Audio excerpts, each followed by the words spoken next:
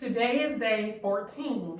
We are back with another wine from the Advent calendar from, my hands ashy, from Total Wine. I just washed them. I had lunch on them, so I washed them. From Total Wine. And let's open it. We are on day 14. This guy. Oh, here it is. I like doing this Advent calendar. We can do this Advent calendar once a year, and that's what our channel can be based off of, and I'll be okay. We got a new, this one seems bigger. Is it just me? Might just be me. I don't know. But it looks bigger. It feels bigger in my hand. How you hold things and be like, this is different. Did you grow over the days? Okay. Okay, this is a 2022 Sauvignon Blanc by the brand Wild Coast, and it is 12.5%. It is a product of South Africa. Where's your phone? I don't know. I kind of want to scan one of these and see what it do. Maybe we're supposed to scan them. Is it on every All of bottle? them. I don't think so. Mm-hmm. Says product highlights. South Africa, this light-bodied Sauvignon Blanc is crisp and refreshing with notes of citrus, white flowers, and stone fruit on the palate. Excellent as a, not sure, I'm going to say, I don't know, or pair with seafood and lychees. So all this time, there's been a little scan thing on the back of the bottle. Because you remember I was talking about on day one how In Good Taste had the booklet where we could read the highlights of the wine? Bam. It's right there on the back. So look, now we can do that. Okay. Because I'm like, it can't not give no information. I was like, they weak for that. Lo and behold, the whole time, we was the problem. I can admit when I'm the problem. I'll be the problem sometimes. That's a great trait to have. Mm-hmm. I started Pilates, you guys. It's been about a month now. I've kicked it up to twice a week instead of once a week. It's kicking my ass. And I can see the transformation of her body with what Pilates is doing for her body, because I'm going to join too. But she can't see it, y'all. I can't see it. Yeah, and it's so interesting because they say other people recognize the changes in your body before you do, and I can totally see the changes in her body. This is sweeter Sauvignon Blanc. But I'm going to join Pilates in probably February. I got to let the resolutioners get out the way first. Okay. Yeah, I might hate that. I'm thinking I need to just go in and just pre-schedule all my classes up until like my trip as a way to solidify and, you know, That you got a spot. that I have a spot. You should. Because it's about to get real ugly. out of control. Yeah, but I'm going to wait until the resolutioners. I hate when I'm actively, because like y'all know I like working out and stuff. So I hate when I have a workout routine that involves a public place, and then Like the gym. And then the new year comes around, and then all the resolutioners flood the gym, and it's like you can't get the machines, you can't. I hate that. So as much as I want to join the Pilates like now, like I wanted to join when she was telling me about it in November, I gotta let the resolutioners get out the way, because that pisses me off. So I'm just working out at home and outside right now.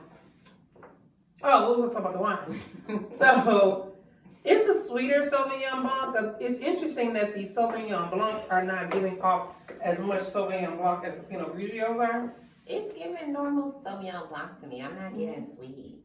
It's sweet It's to me. giving like It hit my mouth sweet. the citrus and the real crisp. It finishes crisp and citrusy to me. It starts sweet for me. I want some ice cream. I haven't had ice cream in since the summertime. I'm okay, y'all. I am okay. Check on me. Check on your friends that can't have dairy. I'm eating some ice cream. Probably today. I'm gonna take some pills. Okay, day 14 question. This is a good one. What is your biggest fear when it comes to relationships? So many relationship questions. Well, that was the relationship. That was the relationship phase of the questions. Greatest fear. I know mine. Relationships. And y'all should know mine. You should know mine. I talk about it all the time. I think my greatest fear would be not settling.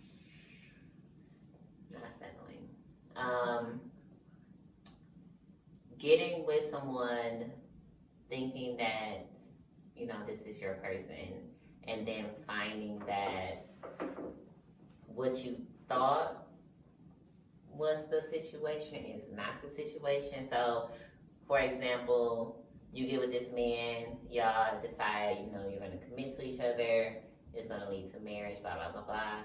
And then you guys get married and you find out, oh, he's a totally different person than you thought. Exactly. Or he can't keep consistent what he's already established. Because it was his representative the whole time. Oh, you mean like having the rug pulled from up under you? Yes, especially when it comes to like finances or Ooh. stability. Oh, you know what you could do?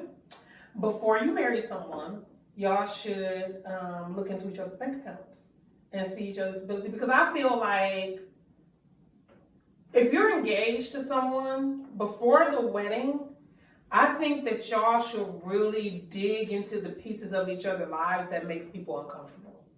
Because you should not marry someone and then find out after you're married to them that their financial situation is not what they said. They lied about how many kids they had. They really don't do what they said they do. That shouldn't. If that happens to you, you wouldn't do your homework. Mm-hmm. Like you really didn't know this person. So I feel like, in my mind, before people get married, I feel like you should be able to open yourself up to the parts that make you the most uncomfortable, so that we can know who we really marrying. And if that's not being done, I think it's probably, you know, I probably wouldn't marry the person if they wouldn't do that with me. That makes sense. Yeah.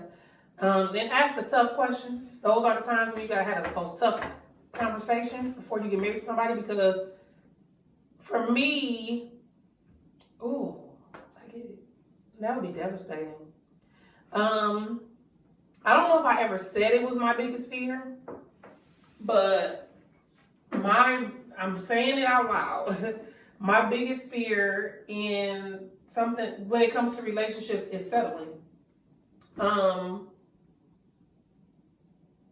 To know within myself that I got to a point, because to me, settlement equals desperation.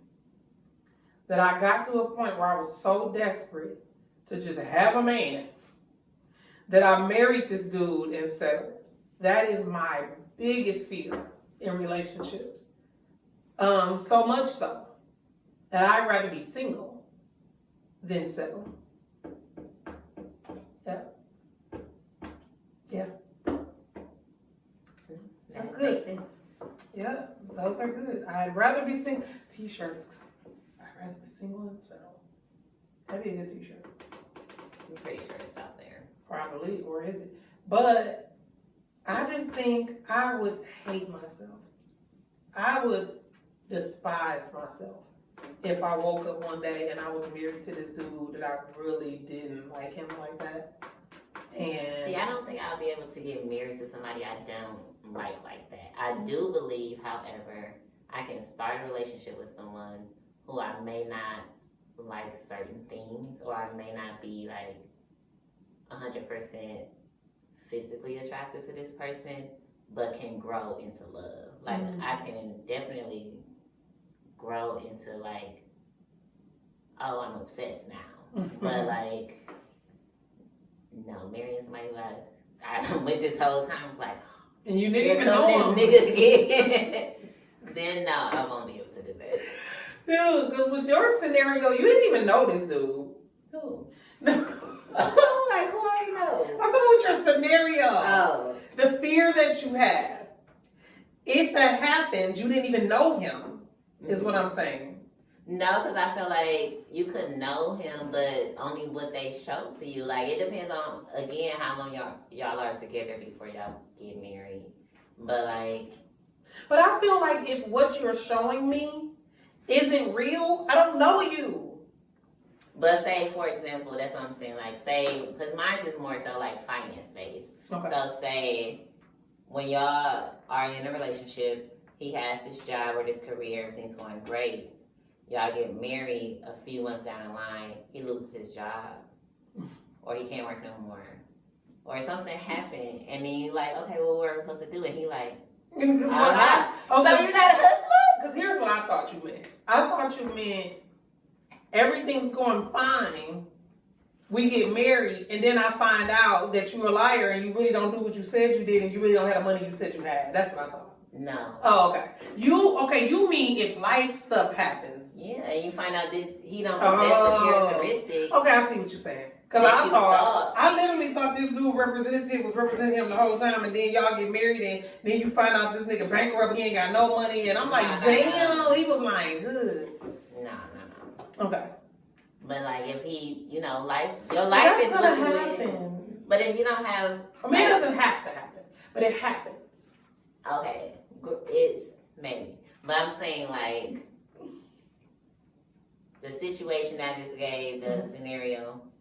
So you don't have the characteristic of a go-getter. Oh, you know why you don't have a characteristic. You know why I see why you feel that way? See, your father is not the type of man that would allow your mother to take care of him.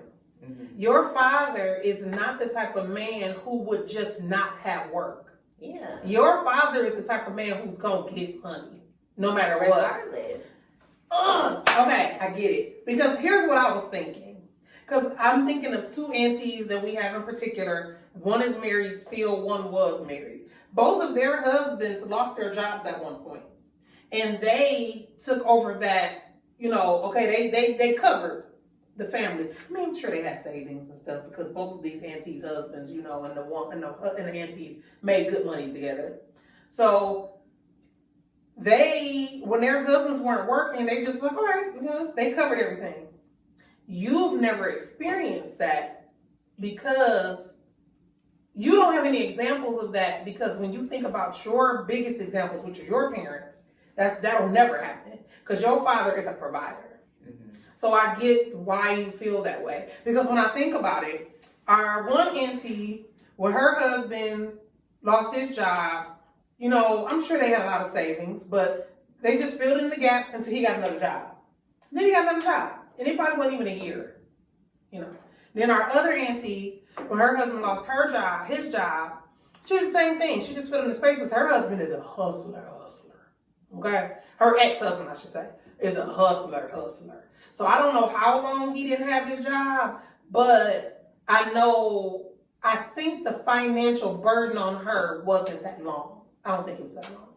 But in your examples, yeah, your father's a provider. He would never do that to you. But I'm a solution-based person. So don't come to me with a problem without a solution. So especially like if we're in like this partnership, like, oh, I lost my job, but this is the plan. Like, I got this money, I got money here, right. here, or we here. can do this, we can, sell this asset off, blah, blah, blah. Oh, okay. Something. Like, don't put me in a space where I feel like, okay, shit, I gotta figure shit out on my own. I don't ever want to be like that in my marriage. I get it. Okay. That was a great explanation for that, because in my mind, I thought... I was just bamboozled. No, I thought you was bamboozled. Yeah, I thought you was hoodwinked and bamboozled. All right, y'all. That was a great discussion. I like that question. Cheers it out. Would they be on 14? 14. All right, I hope y'all doing y'all Christmas shopping. It's getting down to the wire, so. Yeah. This is Christmas time. Let us know what's on your wish list. You're not gonna get it from me, but I'm just curious. Yeah, I mean, in the comments, tell us what you want for Christmas, even if it's like wild, like just out of here. You know, what do you want for Christmas? All right, and we'll see you guys tomorrow. Bye, y'all. Cheers. Cheers.